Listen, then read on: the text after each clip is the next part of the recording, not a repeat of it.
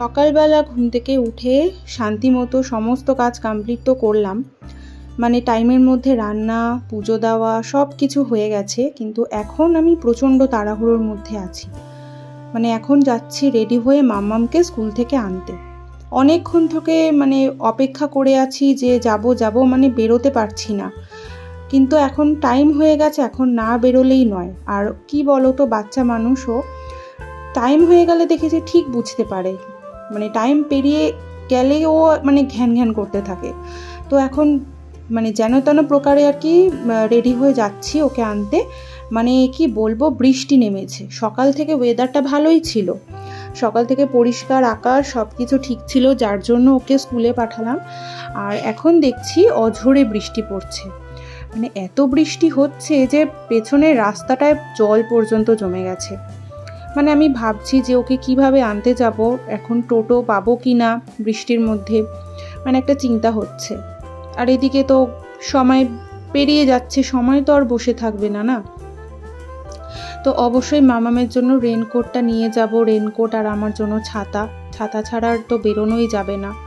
আর এদিকে এই গাছটাকে দাঁড়াও একটু ভেতরে ঢুকিয়ে রাখি, এটা টেবিল পাম্প, এটা যথেষ্ট বাইরের বৃষ্টিতে ভিজেছে, এটা আর দরকার নেই বেশি জলের। আর এদিকের জানলাটাও বন্ধ করে দেবো, মানে এত বৃষ্টির ঝাপটা আসছে না। তো এখন যদি আমি জানলা খুলে রেখে দিই তাহলে কি হবে, সমস্ত মানে খাটের বিছানা সব কিছু ভিজে যাবে। তো এদিকটা বন্ধ থাক। তো মাম্মামকে নিয়ে যে মানে কোনো মতে একটা টোটো পেয়েছি জানো, টোটোওয়ালাটা আবার চেনে না। আমি ওনাকে চিনিয়ে নিয়ে যাচ্ছি, মানে পাওয়ার মাত্রই আমি একদম ধরপড় করে টোটোতে উঠে পড়েছি। তো দেখো বাইরেটার কি অবস্থা, এত জোরে বৃষ্টি পড়ছে, পুরো চারিদিকে জল। আর মাম্মাম আবার জানো বায়না করছিল চিপসের। তো আমি তো টোটোতে উঠে গেছি, আর ঠিক ওখানেই যে দোকানটা রয়েছে না, উনি মানে একদম আমাদেরকে ভালোভাবে চিনে গেছে। তো ওনাকে বললাম যে ঠিক আছে দাদা একটা চিপস দিয়ে যান, তো দৌড়ে এসে একটা চিপস টোটোর মধ্যেই দিয়ে গেছে। তো মানে উনি একদম আমাদেরকে চেনে, খুব ভালো মানুষ আর কি, দাদা পরিচিত। তো যাই হোক, আর এই যে বাড়িতে এসে ড্রেস চেঞ্জ করে মাম্মামকে ড্রেস চেঞ্জ করানো হয়ে গেছে। আর আমি এখন বানাবো হচ্ছে মানে কি বলবো, এই যে তালটা দেখতে পাচ্ছ তো, তালটা বেশ কয়েকদিন ধরে আমার ফ্রিজে ছিল। ওই যে বাবার বাড়িতে চলে গেলাম তখন তো আর বানাতে পারিনি, তার আগে কিছুদিন মাম্মামের জন্য এতটাই আমি বিজি হয়ে গেছিলাম, ওই 2 দিনও বানাতে পারিনি। তো 3-4 দিন ধরে বলতে পারো এই তালটা ফ্রিজের মধ্যে রয়েছে। কিন্তু আর ফাঁকি মারলে তো চলবে না, এবার এই তালটাকে বানাতেই হবে। তো যাই হোক না কেন, আমি ফ্রেশ হয়ে ভালোভাবে একদম চলে এসেছি রান্নাঘরে, তালটাকে বানাবো, মানে তালের আজকে বড়া বা তালের ক্ষীর যেটাই হোক বানাবো। তো তালটা ছাড়ানোটা একটা ব্যাপার আছে, ছাড়িয়ে তারপরে সেই তাল থেকে যে তালের পিউরিটা সেটা বার করা, মানে একদম মানে বলতে পারো ওটা একটা মানে হ্যাপা বলতে পারো। মানে আমি তো বিয়ের আগে কোনো দিন সত্যি কথা বলতে করিনি এইরকমভাবে। আমার ঠাকুমা করতো, আমি শুধু বসে বসে দেখতাম আর মানে খেতাম। মানে এই তালের যে মানে কি বলবো, এই যে তালের গায়ের যে শাঁসগুলো, তালটা ছাড়ানোর পর যেটা বেরোয়, তো সেইটা আমার ঠাকুমা আমাকে দিত, মাম্মাম আর কি, আমার ঠাকুমাকে আমি মাম্মামই বলতাম। ওটা আমি চিবিয়ে খেতাম, বলে নাকি দাঁত পরিষ্কার হয় তাতে, কিন্তু আর তাল খেলে নাকি পেটও ঠান্ডা হয়। তো যাই হোক, এই যে দেখুন আমি ঝটপট করে এখন তাল ছাড়াতে বসেছি, আর এদিকে মাম্মামের ভাত বসিয়েছি। মাম্মামের মাছের ঝোলটা আগেই হয়ে গেছে, এখন শুধু একটু ভাত বানাবো তো হয়ে যাবে। আর এই ঝটপট করে ঘষছি তালটা, আর এইদিকে আমি হচ্ছে দুধটা জাল দেবো। মানে আমি মোটামুটি 3 প্যাকেট দুধ এনেছি, মানে ওই 1.5 লিটার মতো, মানে আমার একটা তালে 1.5 লিটার মতো দুধ লাগবে। তালটা যদিও আমি পুরোটা দেবো না, তালটার আমি বেশিরভাগ অংশটা দিয়ে দেবো, এটা দিয়ে আমি তালের ক্ষীর বানাবো। মানে এই তালের যে ক্ষীরের রেসিপিটা সত্যি কথা বলতে আমি কিন্তু শিখেছি আমার শ্বশুরবাড়ির থেকে, মানে আমার শাশুড়ি মা বানাতো, মানে খুবই ভালো বানায় তালের ক্ষীরটা। আর আমি মানে শাশুড়ি মার দেখেই কিন্তু শিখেছি, আমি বাড়িতে কখনো এরকমভাবে মানে বানানো হতো কিন্তু দাঁড়িয়ে থেকে শেখা ওই জিনিসটা কিন্তু কখনো হয়নি। তো মা বানিয়েছে, আমি মার থেকে শিখেছি, তো এখন আমি নিজেই বানাই। আর আমার হাজবেন্ড তো মানে ভীষণ ভালোবাসে, তালের বড়ার থেকেও তালের ক্ষীর খেতে ভীষণ পছন্দ করে, তাই জন্যই আর কি বানানো। মোটামুটি এই যে দেখো দুধটা দিয়ে দিচ্ছে, আর এইদিকে দুধটা যতক্ষণে জাল হবে ততক্ষণে আমি নারকেলটা কুড়িয়ে নেবো। এখানে আমি একটা নারকেলের বেশিরভাগটাই দিয়ে দেবো, আর অল্প নারকেল রাখবো আমি তালের বড়ার জন্য। যদি পুরো নারকেলটা দিতে পারো তাহলে তো ভীষণই ভালো হয়। আমার কাছে নারকেল অতটা ছিল না। নারকেল কোড়ানো হয়ে গেছে, আর এদিকে দুধটা জালে বসিয়েছি, আর আমি এর মধ্যে একটু এলাচ দিয়ে দেবো আর একটু তেজপাতা দিয়ে দেবো, মানে জাস্ট একটা গন্ধের জন্য। তাহলে যদিও বা নিজস্ব একটা গন্ধ আছে, তাও এটা দিলে আরও একটু ভালো হয় আর কি। তো অল্প করে এলাচ আর তেজপাতা দেবো।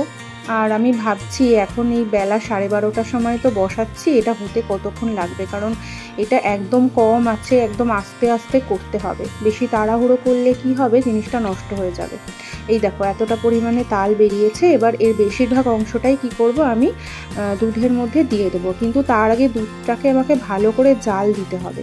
দেখতে পাচ্ছি আমি ভালো করে দুধটাকে জাল দিচ্ছি, একটু আঁচ বাড়িয়ে, আর সামনে দাঁড়িয়ে থাকতে হবে, নাহলে তো দুধ উতলে যাবে। আর এর মধ্যে আমি তাল দিয়ে দিয়েছি। দেখো তালটা দেওয়ার পরে আমাকে ভালোভাবে নাড়াচাড়া করতে হচ্ছে, যাতে তালটা ভালোভাবে দুধের সাথে সম্পূর্ণভাবে মিশে যায়। এই রান্নাটা বলতে পারো করতে একটু কষ্ট, মানে অনেকটা সময় সাপেক্ষ ব্যাপার, কিন্তু একবার করার পর যখন তুমি খাবে বা তোমার পরিবারের সকলকে খাওয়াবে, তখন আশা করি সবার মুখে হাসি ফুটবে, সবাই কিন্তু তোমার এই রান্নার প্রশংসা করবে। আমি মানে কি বলবো, এই তালের ক্ষীর খেতে ভালোবাসি না এরকম লোক কিন্তু খুব কমই আছে।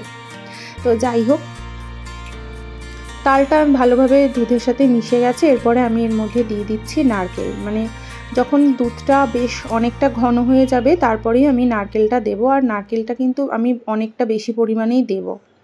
যতটা নারকেল দেবে তত কিন্তু এর টেস্ট ভালো হবে। এই যে দেখো কতটা ঘন হয়ে গেছে দুধটা।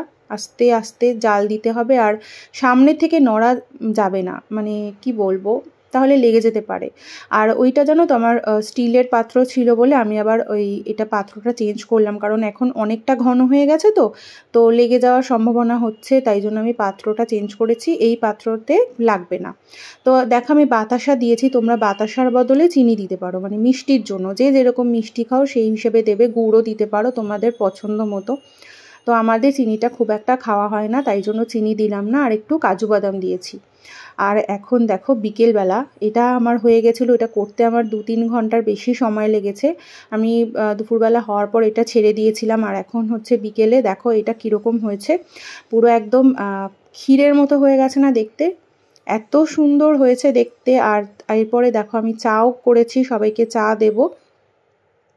আর একটুখানি তালের ক্ষীর দেখো ওই বাড়ির জন্য দিয়ে দিচ্ছি, মানে মার জন্য দিচ্ছি, কারণ বাবার তো সুগার আছে, বাবার খাওয়াটা ঠিক হবে না, কিন্তু বাবা খেতে ভীষণ ভালোবাসে। আমার নিজেরও খুব খারাপ লাগছে যে তালের ক্ষীর ওই বাড়িতে পাঠাচ্ছি, জানি না, মানে আমার সত্যিই খারাপ লাগছে। তো কিছু করার নেই। আর এখানে দেখো মাম্মামকে নিয়ে এখন আমি সময় কাটাবো, মানে ওকে এখন বিকেলবেলা একটু টাইম দেবো। তো যাই হোক, ভিডিওটা এই অবধি রাখছি। যদি কিছু ভালো লেগে থাকে অবশ্যই একটা লাইক আর কমেন্ট করে দিও। আবার তোমাদের সাথে দেখা হবে অন্য কোনো নতুন ভিডিওতে। সবাই ভালো থাকবে, সুস্থ থাকবে। টাটা।